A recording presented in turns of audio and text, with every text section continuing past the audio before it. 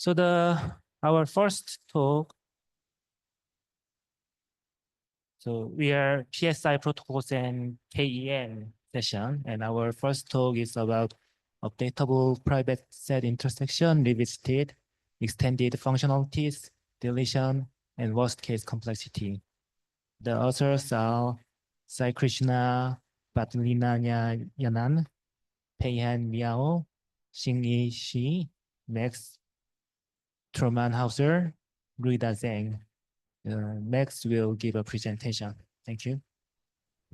Thank you. Thank you very much. Hello, everybody. My name is Max. Today I will be talking indeed about updatable private set intersection, extended functionalities, deletion, and worst case complexity. This is work I did with my excellent co-authors. So let's get to it. So today I'm just going to cover quickly what we mean when we say updatable PSI.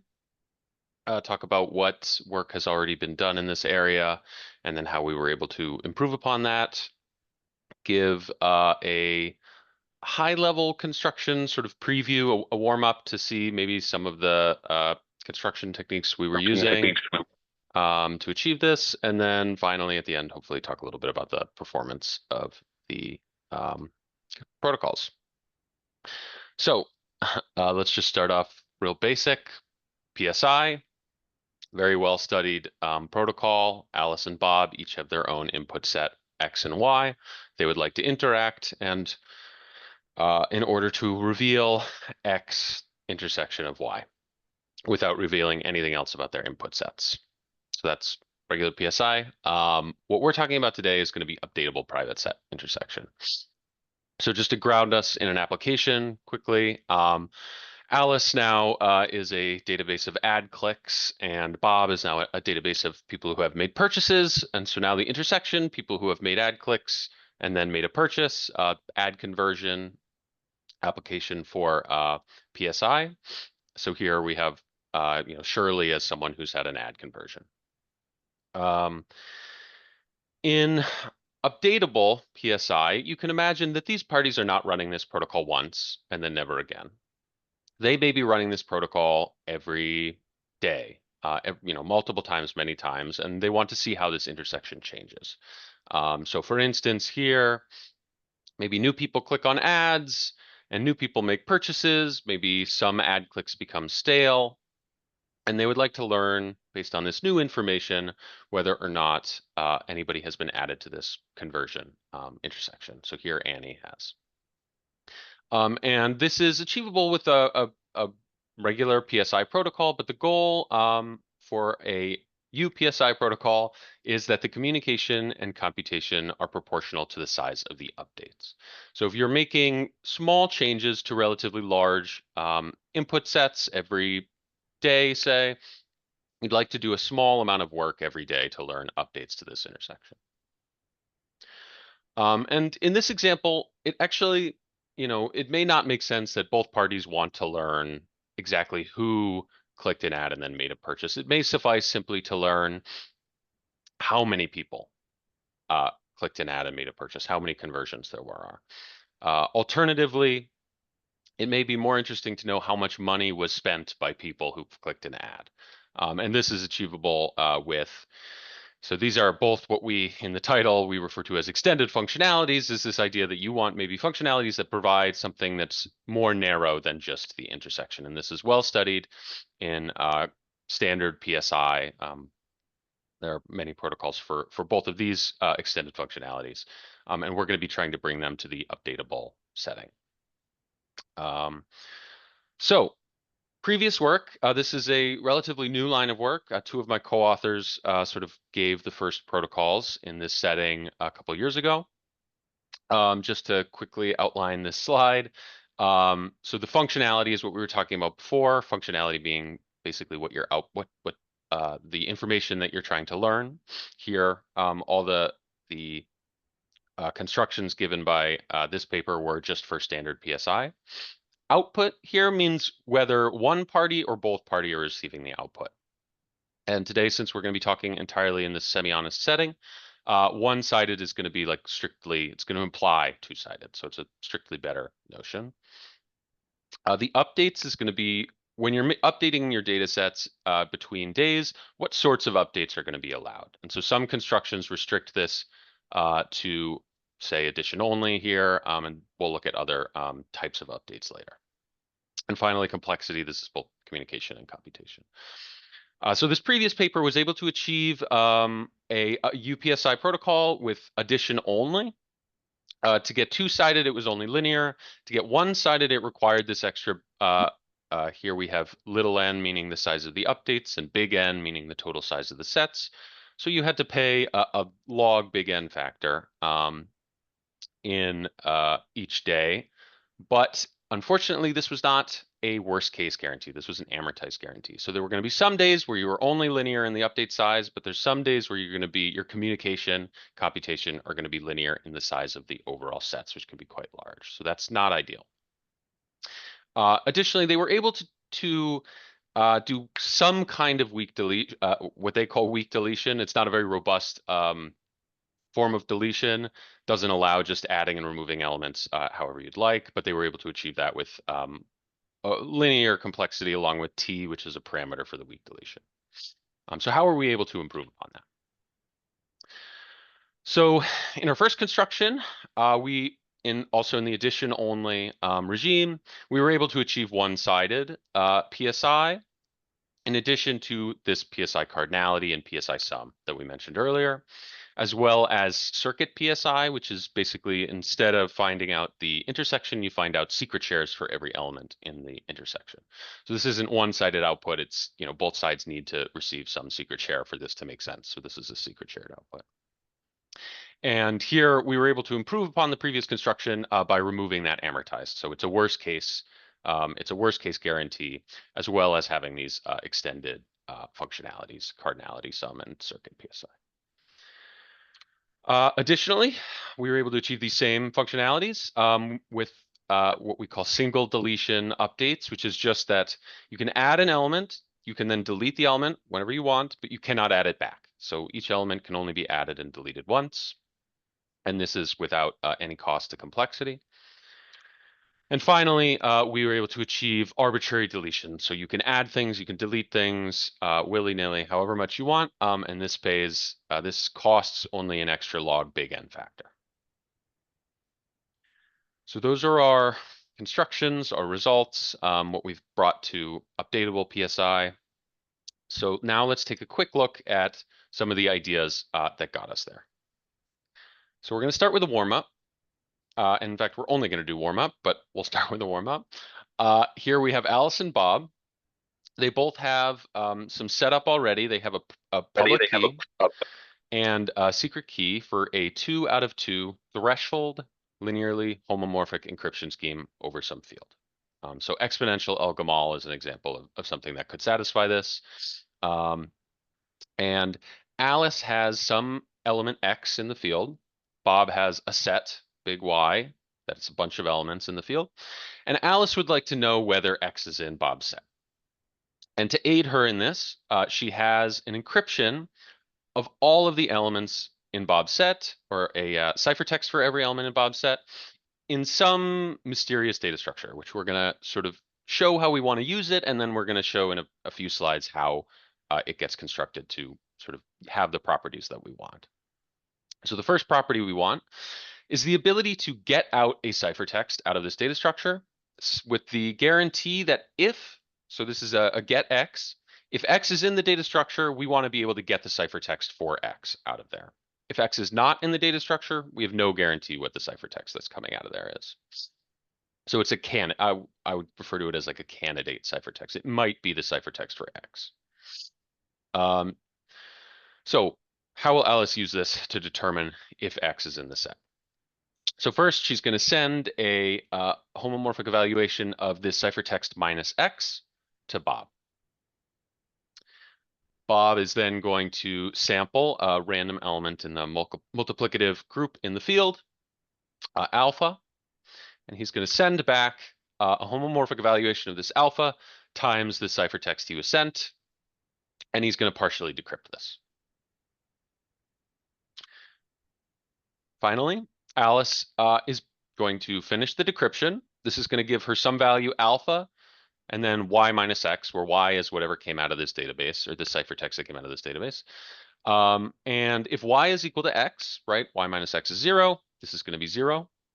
If y does not equal x, we're going to have this difference between these elements, and then they're going to be multiplicatively masked by this alpha. So it's going to be some uniformly distributed value in the multiplicative group.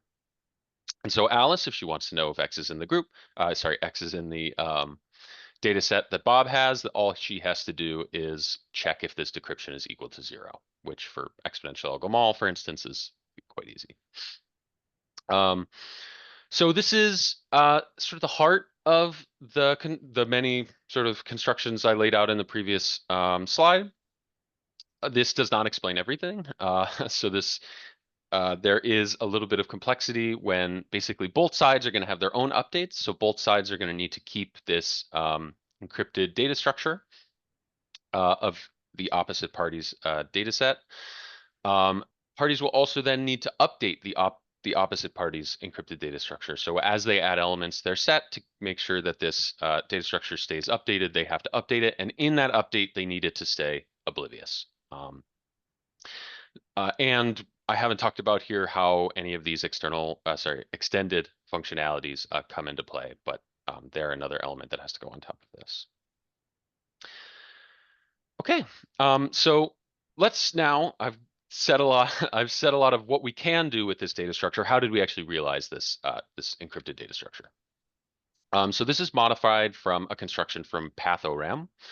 We're going to have a full binary tree, and it's going to keep this invariant that if a ciphertext for X appears in this full binary tree, there is some public hash function that both parties are going to know that structure where X will appear in the tree. So if h of X is going to hash to some path in the tree, then the ciphertext for X will appear in that path. We have no guarantee of where it will appear, but it will be in the path if it is in the tree. So with that in mind, we want to get a candidate ciphertext out for X. This is actually quite easy if we allow ourselves to get multiple ciphertexts. So instead of trying to find just one exactly that's going to be X, we're going to have some overhead. And that's simply going to be every element in this path, right? With our invariant, it's going to be in the path. So if we take every element in the path, if it's in the tree, it'll appear there. And with this overhead is going to come this. You can see this tree size is going to be for big N, for the size of the bigger input set. And so this is where that log big N factor comes from. Okay, so getting is easy. Nice.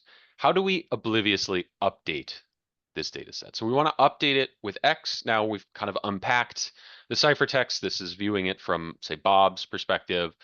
He would like to send some succinct update to Alice. Of course, he could just send a new encryption of the whole tree, put X right into the path it needs to be in, encrypt the whole tree, send it over, but that would be way more communication than we would tolerate. And so we'd like to have some sort of succinct update that Bob can do. And one thing that's important to note is that what he can't do is just put it right into the path that it's supposed to be in. And this is because if he were to reveal to Alice somehow, like this is the path that needs to be updated, he's revealing some information about X. So what he does instead is he's going to choose a random path uniformly.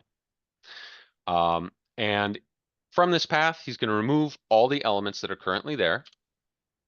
And he's going to add X to this sort of pool of elements. And then he's going to push all of them down in this path, basically put them back in and put them as low in the path as the hash function will allow.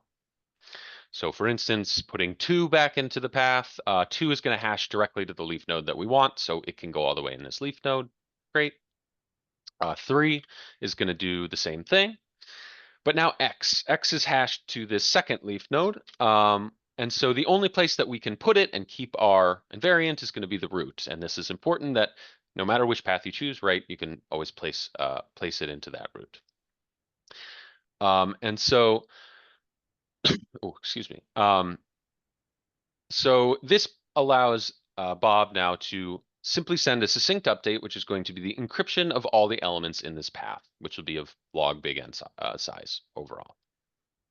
I suppose this technical note is that the figures I've had here, this example, the nodes are able to hold 2 elements.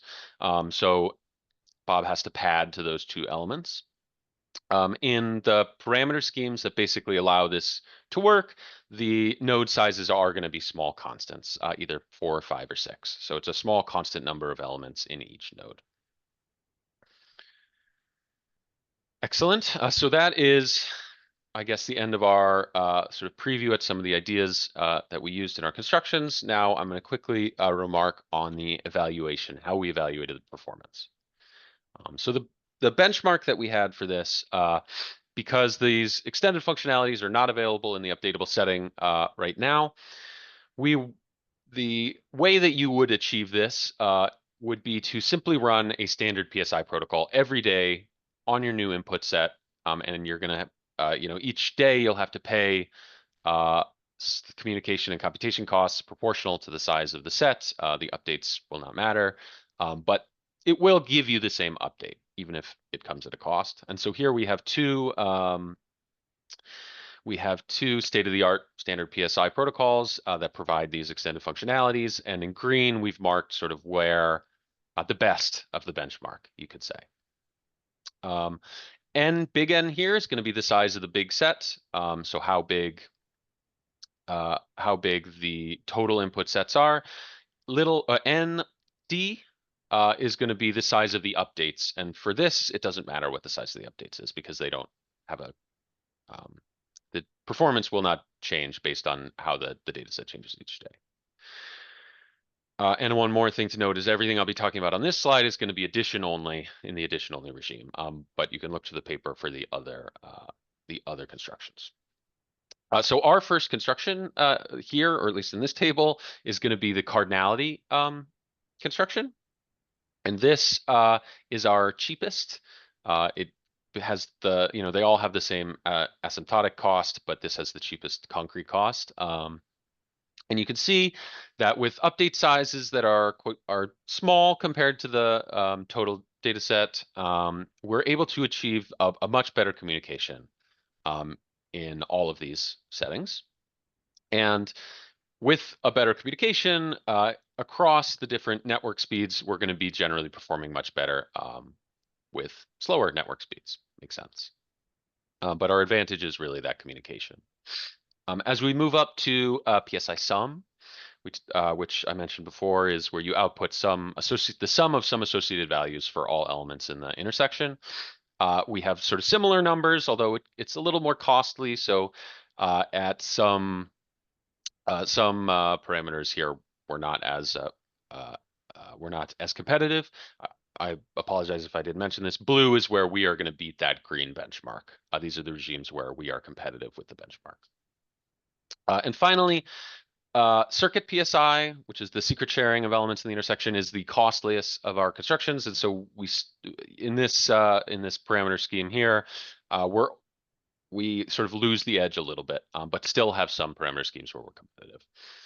So the overall, I guess, takeaway from this table, as well as other tables in the paper, is that generally, communication-wise, we are competitive, and especially in regimes where the update size is going to be unbalanced, significantly smaller than the size of the input set, which makes sense. So it's the power of the updatable setting is when you have an unbalance there. Wonderful. I think that's all I had to say today. Thank you, and I'd love to take any questions.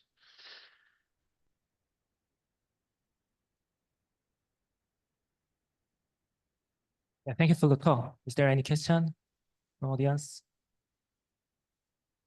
Actually, I have one question. So I'm curious, wondering whether if your new techniques can be applicable to other like, for example, multi-party state intersection or like state union or whatever. Do you think is that possible or? I think some of it is possible. I think in particular, the modifications we made to the path ORAM Encrypted data structure may be of use in other settings. I would expect so or hope so. Okay, great.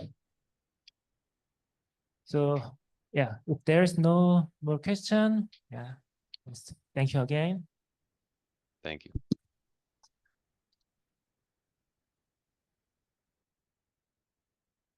We will step over to the next presenter.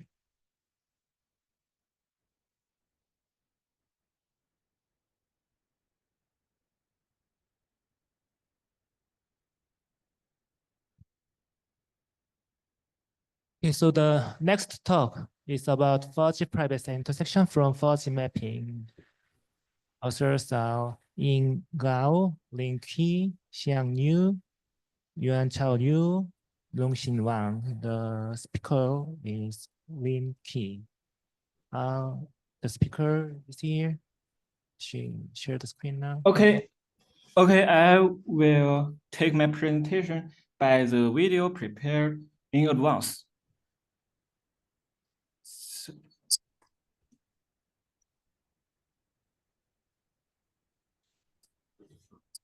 It's the recorded one, right? Hello everyone, I am Qili. Today I will present our work, Fuzzy Private Set Intersection from Fuzzy Mapping. First, I will introduce the background of Fuzzy Private Set Intersection. Private Set Intersection, or PSI, is a two-party protocol where the sender holds a set Q and the receiver holds a set W.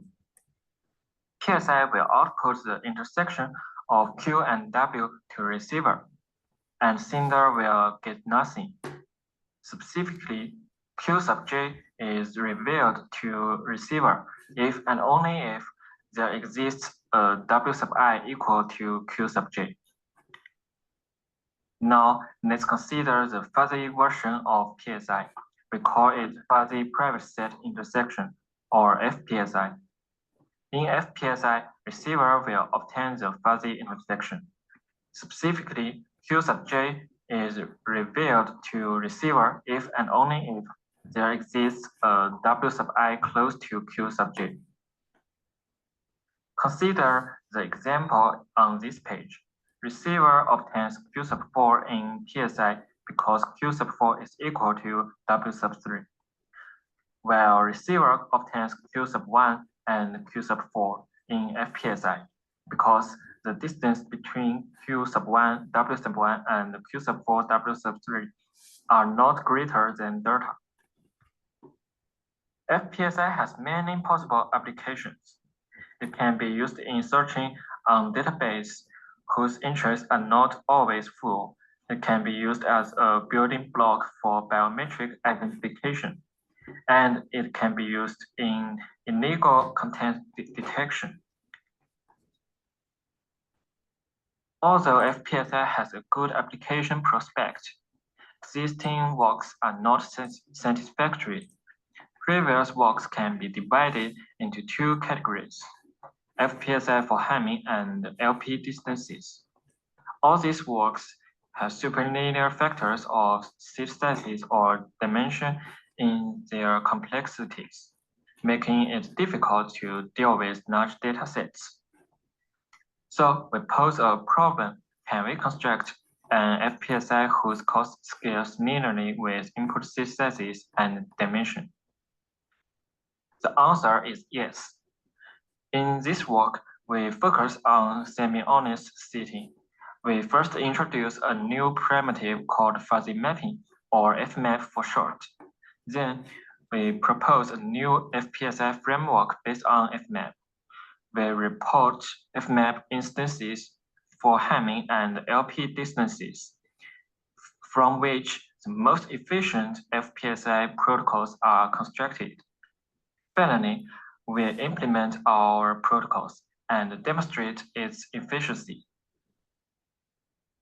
Next, I will introduce our main idea.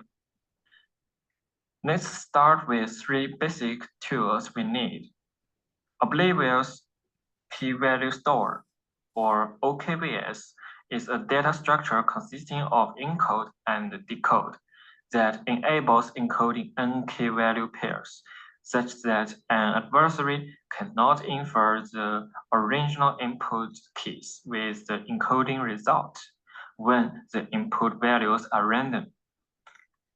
The next one is AHE.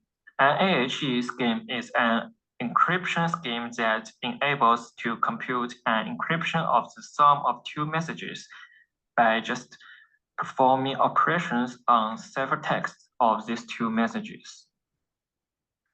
The last one is fuzzy matching, or F-match, a two-party protocol that enables receiver to determine whether sender's point Q and the receiver's point W are close enough. Obviously, performing F-match on all m times n point pairs is a trivial construction of FPSI.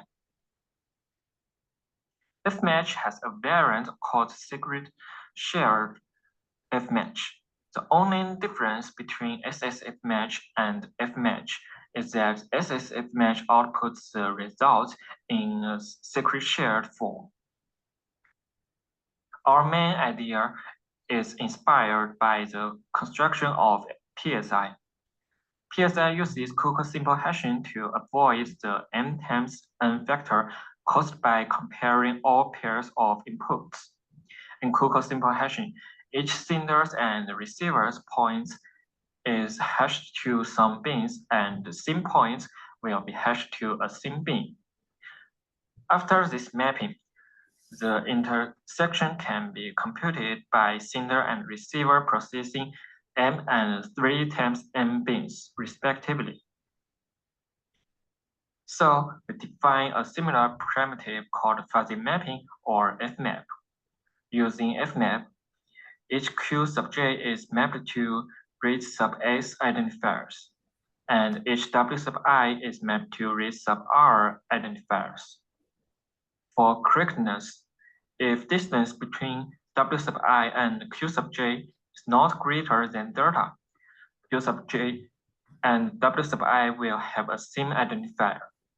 For security, fmap should not leak one party's information to the other, and the fuzzy intersection can be computed by sender and receiver processing m times read sub s and n times read sub r identifiers, respectively. Note that there are some existing fmap instances in previous FPSI protocol. For example, in naive fmap, identifiers of q sub j are the interval from 1 to n, and identifier of w sub I is I. The naive fmap actually indicates all m times n point pairs. Spatial hashing is also an fmap instance. In this fmap, the entire d-dimensional space is divided into several grids of segments of 2 times delta. And identifier of q sub j is the grid including q sub j, while identifiers of w sub I are grids intersecting with both w sub I of radius delta. For example, the L2 distance between q sub 1 and w sub 1 is not greater than delta, so q sub 1 and w sub 1 have a same identifier g sub 3. We note that many FPSI protocols actually based on instances of fmap, and complexity bottlenecks in these protocols are derived from the expansion rates of their fmap instances. Next, our generic construction of FPSI from fmap uses the map and reduce paradigm. Fmap maps close points to a same identifier to form pairs. In this step, false positives are unknown. Then sender and receiver can use OKBS and fmatch to reduce false positives in order to obtain the final result. The neat thing here is that fmatch Fmap allows false positives. Thus, Fmap for L infinity is also the Fmap for any LP with P is not less than 1. This page demonstrates the construction of FPSI from Fmap. In the first phase, sender and receiver use Fmap and OKBS to extract point pairs that are close enough. Receiver uses its identifiers from Fmap as keys and AHE ciphers of corresponding points as values to encoding OKBS E. When sender gets E, sender uses sender's identifiers to decode OKBS and masks the decoding results that can be decrypted by receiver. We note that for correctness of OKBS, receiver's identifiers should be distinct. Thus, Fmap totally has 3 requirements: correctness, distinctiveness, and security. In the second phase, sender and receiver will use SSF match on U sub j and V sub j to remove false positives to find FPSI results. The reason this step works is that translation invariance of distance function guarantees masking points do not affect the relative distance. Therefore, these masks do not affect the result of SSF match. We note that if read sub S and read sub R are not related to M and N, FPSI scores will scale linearly with input sizes. Next, I will introduce how to construct Fmap. According to the previous analysis, to construct an efficient FPSI, all we need is an Fmap with small read sub S and small read sub R. For Hamming distance, we assume that each receiver's point W has delta plus 1 unique complements. So, as the example on this page shows, if Hamming distance between Q and W is not greater than delta, Q will have at least 1 W's unique complement. In our Fmap for Hamming distance, Q sub j is mapped to all of its D complements, and W sub I is mapped to delta plus 1 unique complements. The correctness is derived from the drawer principle, and the security is guaranteed by non-interactivity. And the distinctiveness comes from our assumption. Fortunately, in a high-dimensional space, our assumption holds with high probability for a uniformly distributed point set. As mentioned before, Fmap for L infinity is also the Fmap for LP with P is not less than 1.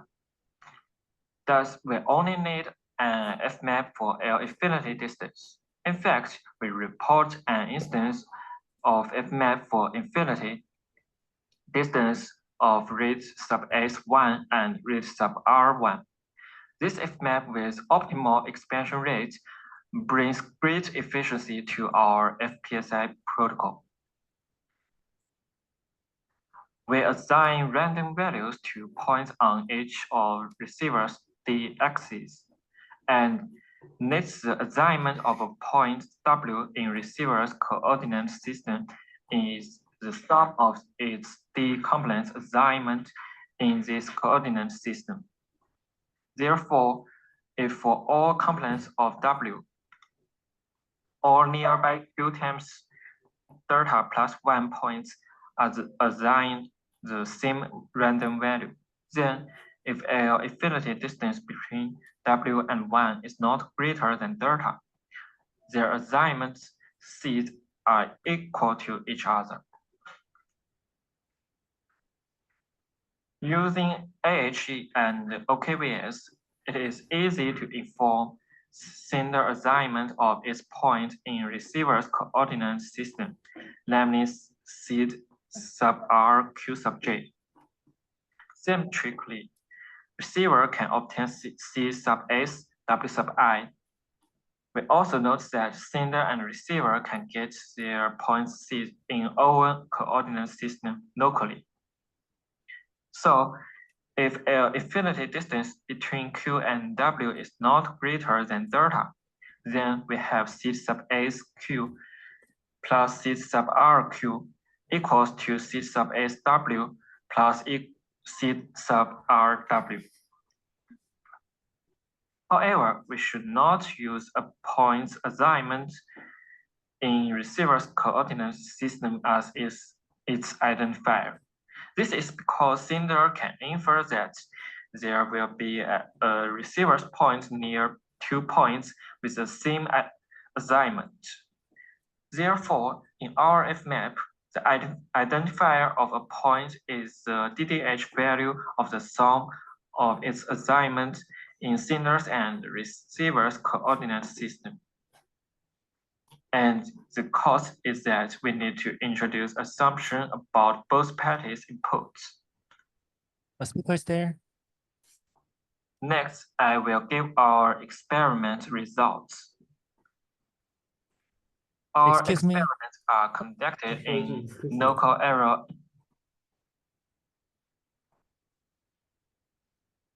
Yes, can you hear? So I guess we cannot see your screen. The screen is paused. Are you there? So speaker's there, right? Hello? Yeah, so is this correct? The screen doesn't change. I'm just wondering whether there's something wrong.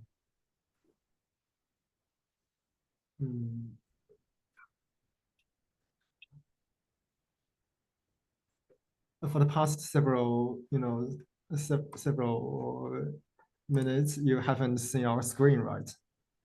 I mean, we see the screen, but it doesn't change at all. So I just thought her explanation was pretty wrong and long, and then things something weird.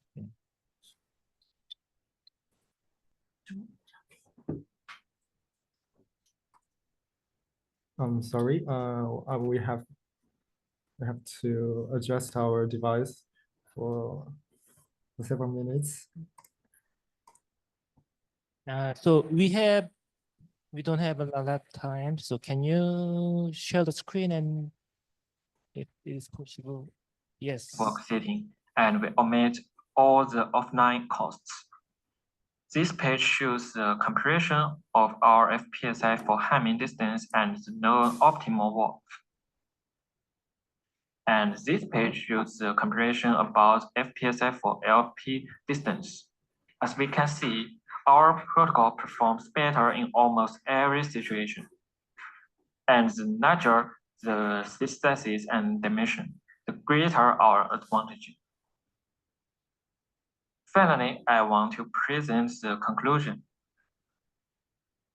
Using our new primitive fuzzy mapping and its novel instance, we constructed the most efficient semi-unsecure FPSI protocols for Hamming and LP distance. As mentioned earlier, our protocol requires the introduction of assumptions about input in order to be more efficient. We need efficient FPSI protocols with weaker assumption and FPSI protocols in the malicious setting as future work. That's all my presentation. These are the references. Thanks for your attention.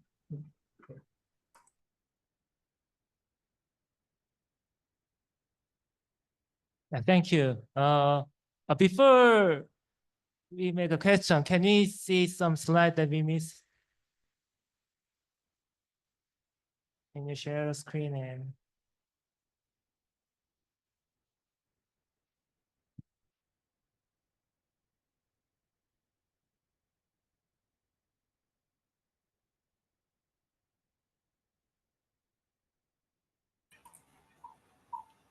Okay, we are here and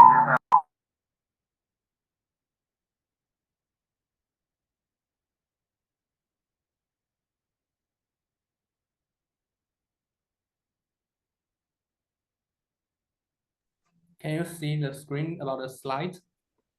We can see the slides. Yes. So what's the question about? It was like page like 20 from 22, maybe 21, 22. sure.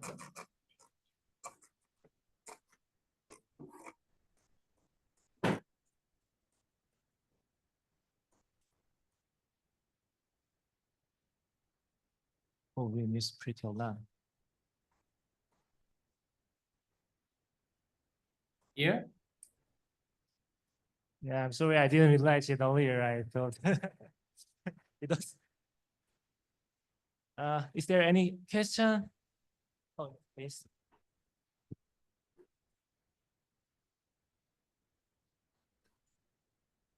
Yeah. To my understanding, that you proposed two methods for having distance and infinite norm, but I think our infinite norm is a quite good one, but R1 or R2 norm is a kind of natural thing that we use for practice. So is there any optimization do you have in mind for R1 or R2 norm?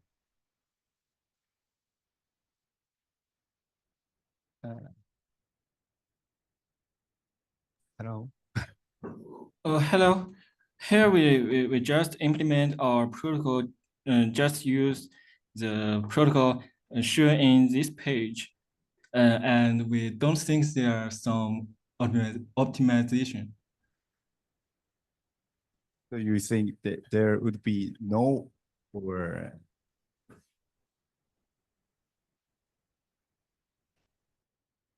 so you don't have in mind?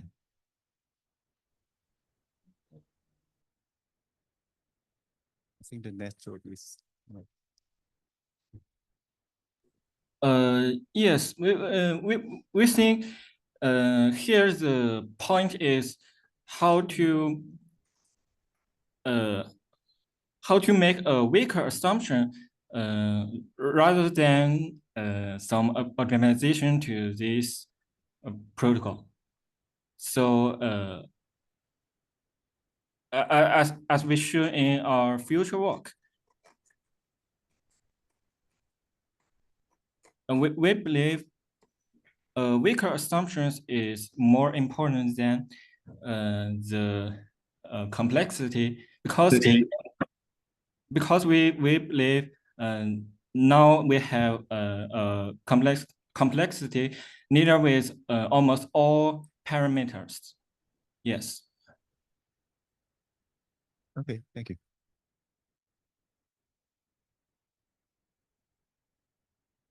Thank you, Anne. Is there any more questions?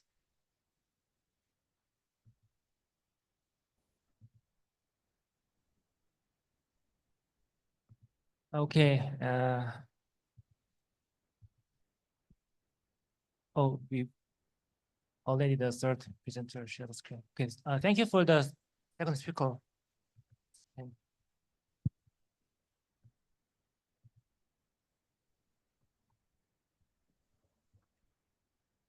Okay, I guess you can hear me. Yes, great. Perfect. Okay, then let's start the next talk. The talk is about interval keys encapsulation mechanism, and authors are Alexander Wonseok, Yevgeny Vidoris, Paul Leslar, Daniel Rich, and the speaker is Paul Leslar. Yes, thank you very much for the introduction. And yeah, as you just introduced our group, we work together on interval key encapsulation mechanisms. And special thanks go to Alexander Beanstalk, who helped me producing the slides. So the starting point for our motivation is forward secure key encapsulation mechanisms.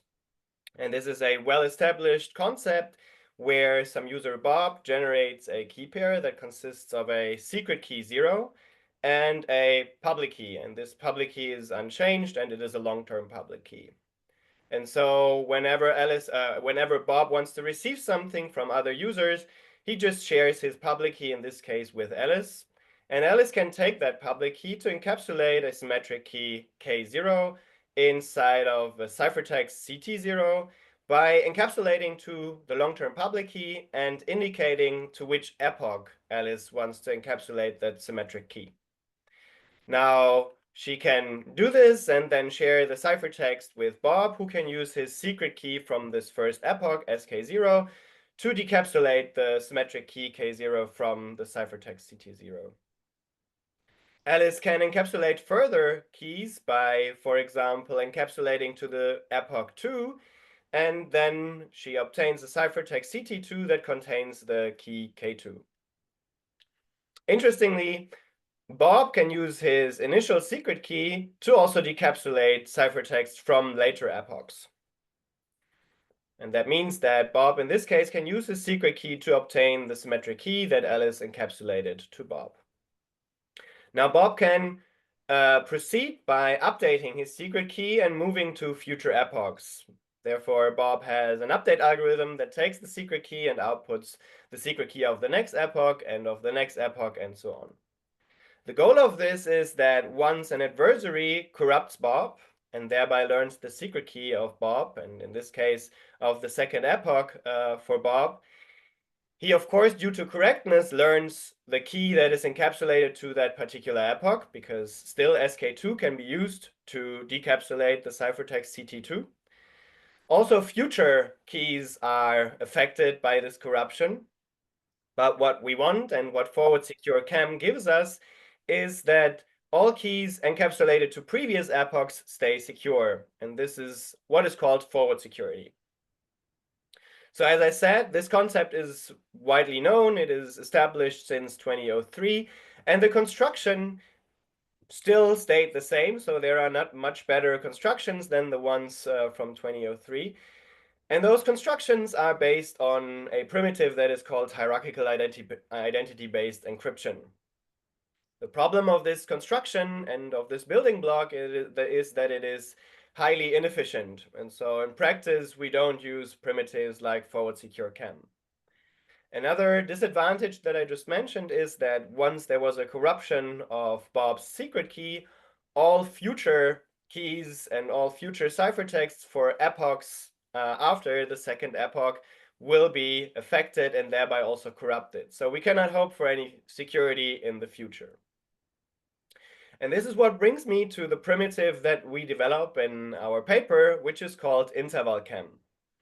So in interval KEM, instead of just updating secret keys to another secret keys for future epochs, we have an update algorithm that takes the previous secret key and that produces a new key pair for the next epoch. So in this case, it takes the secret key SK2 and it produces a secret key SK3 together with a public key PK3.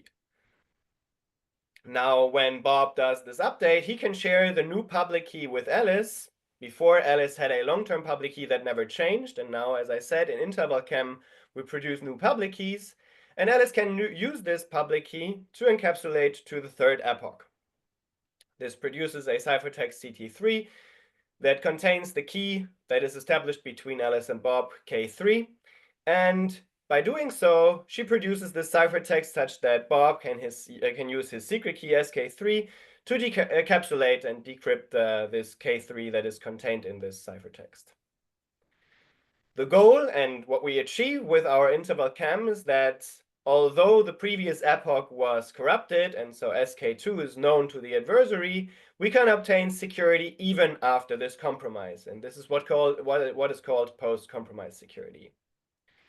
So in conclusion, on a very high level, what our primitives gives us is that although there is some corruption in the middle of or at some epoch, we still get security for the past. And this is what is called forward security. This was achieved by forward secure KEM already. But now we also achieve security after such a compromise. And this is, as I said, called post-compromise security. Now, a quick dive into secure messaging, which was one of the motivating factors for developing interval KEM. So when we look at secure messaging as it is used today, the normal setup is that each user, Bob, whenever he talks to his communication partners, uses a session-based messaging protocol. And one of these messaging protocols that is used in many messengers like Signal, WhatsApp, and others is the double ratchet algorithm. This double ratchet algorithm and other protocols offer forward security and post-compromise security. But the problem is that Bob, for communicating with all his communication partners, has established independent sessions with all of his partners. And that basically means that whenever Bob thinks he was corrupted, he has to conduct an update in all of these sessions independently. And so he has to manage the key material in all of these sessions independently and has to share new key material for all of these sessions. And this naturally incurs a communication overhead that is linear in the number of sessions of Bob. In contrast, with our ICAM primitive, we only have a single state that Bob holds. And whenever Bob wants to update his key material, he just updates this key material once and shares the new fresh public key with everybody else. And so everybody can use the global public key that Bob issues and shares with the other users. So how do we build this primitive? We built this primitive at the very beginning. There are more complex constructions that I will talk about in a second, but the very simple primitive that solves what we just required is based on key encapsulation mechanisms.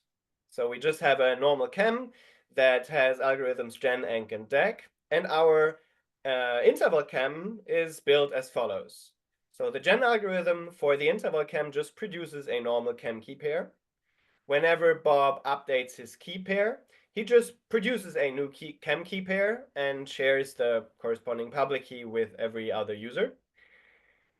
And then whenever somebody wants to encapsulate to the public key of Bob, they will use the KEM public key or KEM encapsulation algorithm using the newest public key of Bob, producing a key and a ciphertext, and the ciphertext is shared with Bob such that he can use with the decapsulation algorithm of the KEM and his secret key, he can decapsulate the key from that ciphertext.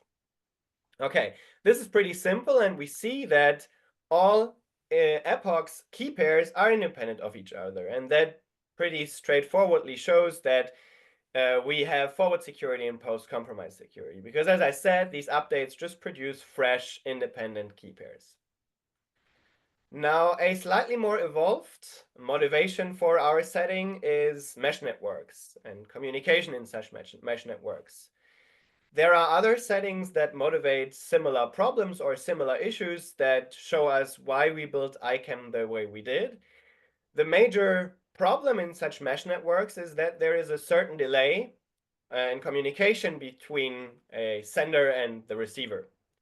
So consider, for example, that Bob wants to update his key pair from epoch 2 to epoch 3. What he does is he takes the previous secret key, produces a new key pair, and then he shares the public key with users in the mesh network. So he just shares it with neighbors in his physical area, and these users will probably share it further with their neighbors and further with their neighbors. But the problem might be that not all users in the entire mesh network ever receive the newest public key of Bob. And so what a user Alice could do if she didn't receive the newest public key is she could use the older public key and just encapsulate something to Bob. Now she does that, but the problem is that just having the newest public key from secret key 3 from epoch 3, Bob can't decapsulate the key that was encapsulated with his previous public key PK2 that was used by Alice. And so what we do instead is that our interval is not only of size 1, but Bob can dynamically choose how wide his interval is. And so in this case, what he could do is, if he thinks that not everybody received his newest public key, he can keep older secret keys in his state such that he is still able to decapsulate from users who didn't receive the newest public key. Okay, he can continue to do so by moving to the next epoch 4 and producing a new key pair and share that with other users. In order to shrink the interval again, whenever he thinks that everybody received newer public keys, Bob can use a deletion algorithm that, in this case, removes the secret keys from the previous two epochs, and thereby the interval is shorter again. This helps us to gain stronger security because now less information can be corrupted from the state of Bob. Now, as we see, our construction actually has a local state for Bob that contains an interval of secret keys. And still we can build this from just standard key encapsulation mechanisms. And then whenever Bob updates his key pair, he will just produce a new KEM key pair, add the newest secret key to the interval in his local state, and share the newest public key with everybody who wants to talk to him. The guarantee that we then have is that the decapsulation works for the entire interval of secret keys that is stored in Bob's state. As I said, we have an additional deletion algorithm that helps Bob to shrink the interval in order to make the surface of corruption smaller. Now what we see is that our state size, the state size of Bob, is linear in the size of the interval. And so in order to just decapsulate any ciphertext in that interval, as I said, Bob currently holds all the secret keys for these intervals in his state. And the question is this inevitable? And our answer is yes. And we even prove this by giving a lower bound. And the intuition is somewhat that it is unpredictable when a corruption of Bob's state could happen. And for that reason, the updates will always use independent randomness. And since we can't compress independent randomness, this implies that the secret key or the secret state of Bob is linear in the size of the interval that he wants to use for decryption. Okay, we have some ideas, and we actually develop these ideas in the paper on how to circumvent this lower bound and actually make the secret key or secret state in Bob's local storage smaller by using some external public storage and just communicating with this public storage whenever necessary. But this is not covered further in this talk. Okay, an even stronger motivation and an even stronger security goal is again motivated by mesh networks. So again, consider that the secret key 2 of Bob's epoch 2 is corrupted by the adversary. Now we further may have honest but curious adversaries in the mesh network who observe the public keys and ciphertexts shared and distributed in that mesh network. Now consider that Bob moves forward to epoch 3, producing a new key pair, sharing the public key with other users in that network. But again, Alice doesn't receive the newest public key of Bob. Now again, Alice just uses an older public key for which the secret key, in this case SK2, has previously been corrupted. She uses that to produce a ciphertext, and she shares the ciphertext in the network. But now, and this is what interval KEM in our extended version gives us, is that whenever there is an honest user who is aware of a newer public key of Bob and who sees the ciphertext that was sent by Alice that used an old epoch, he may help Alice and Bob by re-encrypting this ciphertext with the newest public key of Bob. Now, the guarantee is that if such an honest user re-encrypts the ciphertext for the older epoch with the newest public key, then if this re-encrypted ciphertext is seen by adversaries in the network, these adversaries, even if they know the old secret key of Bob SK2, will not be able to decrypt or infer any information on the key that is encapsulated to Bob. So whenever Bob sees this ciphertext, he can use both his secret keys in his state to derive the key that was initially encapsulated by Alice. Okay, we're happy, and this extended notion that we just introduced here is called interval KEM R for re-encryption. Okay, the security and correctness guarantees for this primitive are defined with respect to the first encapsulation epoch. So consider an encapsulation that happens in the initial epoch with public key 0, but Bob actually doesn't have the secret key SK0 in his state anymore. Then this first of all means that this ciphertext cannot be encrypted such that Bob, with his secret key SK2 and SK3, can decrypt it anymore. Because, as I said, Bob's interval just contains information about the epoch 2 and epoch 3, but this initial ciphertext was encrypted to an epoch that is not in the interval anymore. So this is the correctness guarantee. On the other hand, the security guarantee gives us that if Bob is corrupted with SK2 and SK3, old ciphertexts encrypted originally to older epochs will stay secure. So we still have forward security. And now another short interruption to look at a primitive that may look similar to what we do here.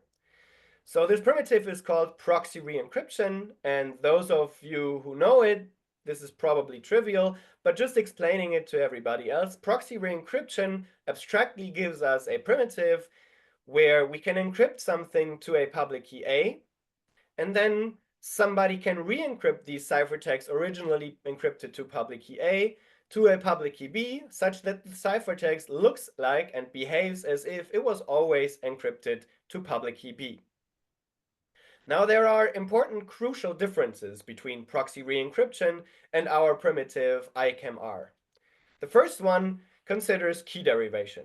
So in proxy re-encryption, for deriving a re-encryption key that helps us to re-encrypt something from public key A to public key B, we just need the secret key of the old secret key, SKA, and the public key of the new public key, PKB.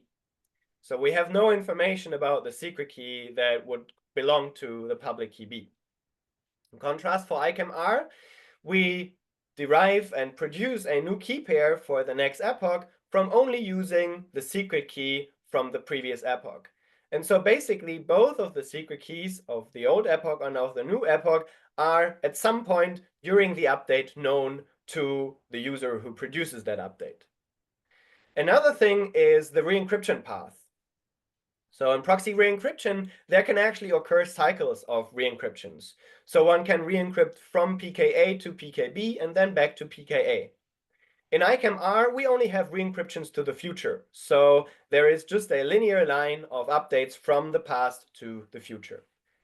And finally, we see the assumptions. So for unidirectional PRE with constant size ciphertexts, we need at least primitives that are as strong as fully homomorphic encryption. In contrast, we can build our ICAM-R with constant size ciphertexts from trapdoor permutations, which I will explain in the next slide. And after all of that, proxy re-encryption seemingly is useless for what we want to do here. So the thing is, with proxy re-encryption, one can take a ciphertext from the very past and continuously re-encrypt it to the future, such that the forward security guarantees that we require are not achieved anymore. Okay, so how do we build ICAM-R? So ICAM with re-encryption.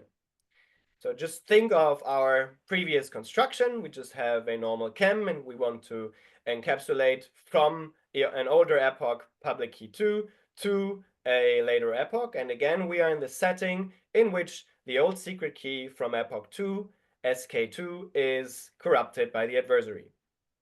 Now again, Alice produces a ciphertext to this public key that belongs to the secret key that was corrupted, and she shares the ciphertext in the network. Now again, another user who is aware of the newer public key, PK3, that belongs to a so far uncorrupted epoch, SK3, could be or helps to re-encrypt that ciphertext. And the idea could just be to basically re-encrypt the ciphertext with the newer public key. So what we see here is that a symmetric key is encapsulated to the newer public key, and that symmetric key is used to just one-time pad the ciphertext that was originally produced by Alice. Now, this newer re-encrypted ciphertext consists of the two component ciphertexts, and these two component ciphertexts are shared in the network.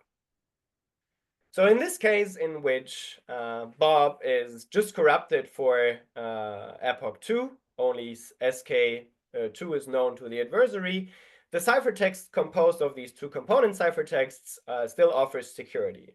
But now consider the following setting in which Bob first removes the old epoch SK2 from his local interval. So he just keeps SK3 in his state. But now the adversary corrupts SK3. These two secret keys, both SK2 and SK3, are now learned by the adversary, but we still want that the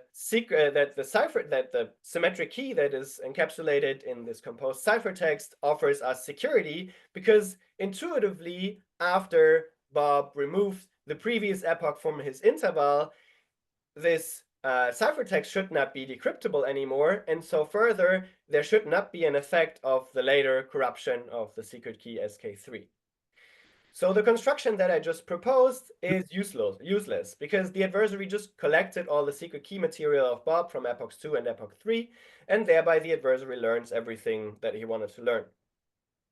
And also note that Bob cannot remove the secret key SK3 from his local state because he still wants to derive and decrypt ciphertexts that were just encrypted to the epoch 3.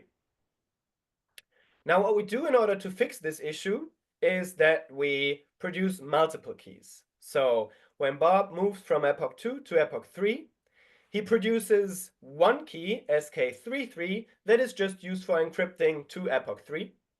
And he produces a dedicated secret key, SK32, that is used for re-encryptions from epoch 2 to epoch 3.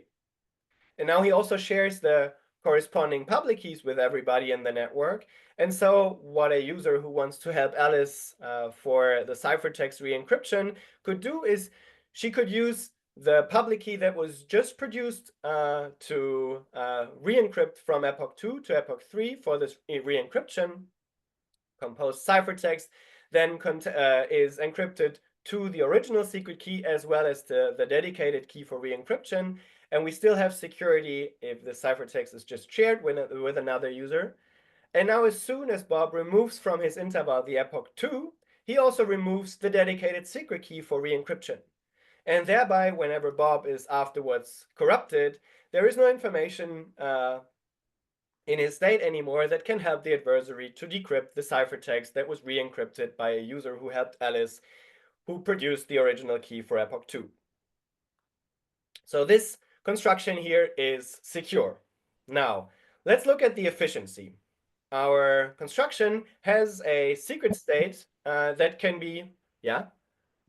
So let's see. Yeah, I will be finished in a second, thanks. So the secret state of Bob is linear in the decryption interval. And the idea that we use here is that we use something that we call a pseudo-random generation chain. So we have a PRG that takes a seed initially and that derives, first of all, the original secret key, but also then dedicated secret keys for re-encryption to later epochs. And then whenever Bob wants to remove older epochs from his interval, he can just move forward in this PRG chain and derive future secret keys, remove old seeds, and remove all secret keys. The problem of our construction is that ciphertexts grow linearly in the number of re-encryptions.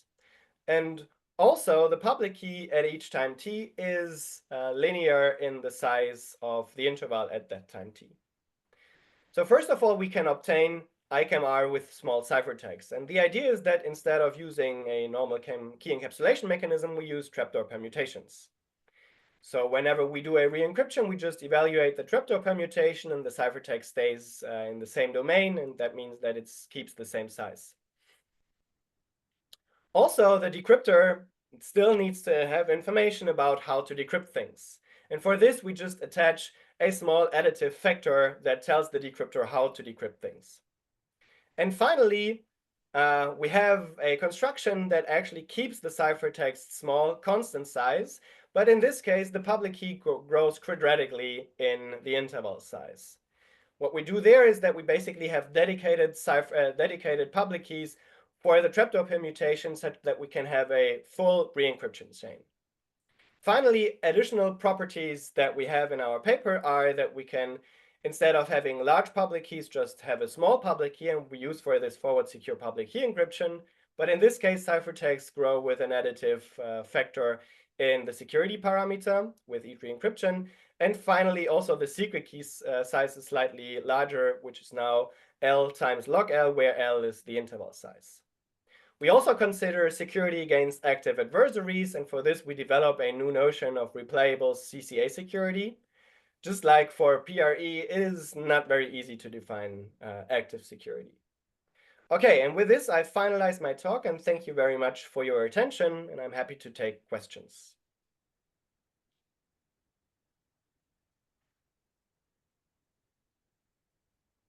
Thank you, Paul, because time was up, and then I guess there's no one can make a question.